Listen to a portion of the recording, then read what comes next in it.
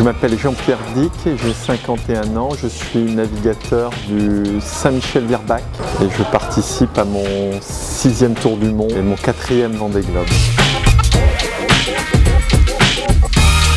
En tout cas, évidemment, à bord on n'est pas en pyjama la nuit, on reste actif, même si effectivement c'est plus facile de dormir la nuit, on va dormir par petites périodes fractionnées.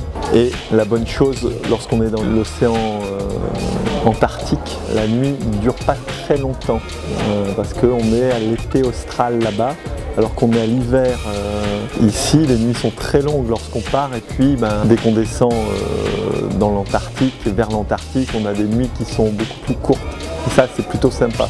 La navigation de nuit, c'est vrai que c'est un moment particulier, une navigation de nuit où tu es encore plus relié à tes sensations, tu es encore plus relié à tes réflexes et pas forcément à la vue pour être donnée comme information. Tu es beaucoup plus à l'oreille. Et à la fois, la nuit, elle se prépare bien en amont. J'aime bien aller faire un tour autour du bateau pour savoir si tout est en ordre. Et la nuit, contrairement à ce qui se passe à terre, c'est là où je dors le moins. Et c'est à la fois là où on a les plus grandes et les plus belles sensations de vitesse. Quand tu sens ce trimaran Sodebo là, rentrer dans la nuit et que le ciel étoilé est juste le toit de ta maison, j'avoue que c'est des moments qui sont absolument magiques. Je fais environ par jour 2 analyses complètes. Le matin surtout, évidemment le soir. Et donc là on va chercher de l'information sur internet. Ce sont des fichiers météo, ce sont des cartes, ce sont des photos satellites. Et à l'issue de cette analyse, il faut faire une synthèse et cette synthèse elle va nous donner un peu notre route pour les 12 prochaines heures.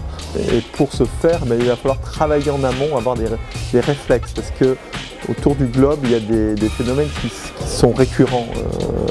Il faut bien avoir en tête l'ensemble des possibles. Ça sous-tend qu'il faut être en forme intellectuellement. Il ne faut pas être trop fatigué. Il ne faut pas être suiveur. Il faut mieux être décideur et surtout être suivi par les concurrents.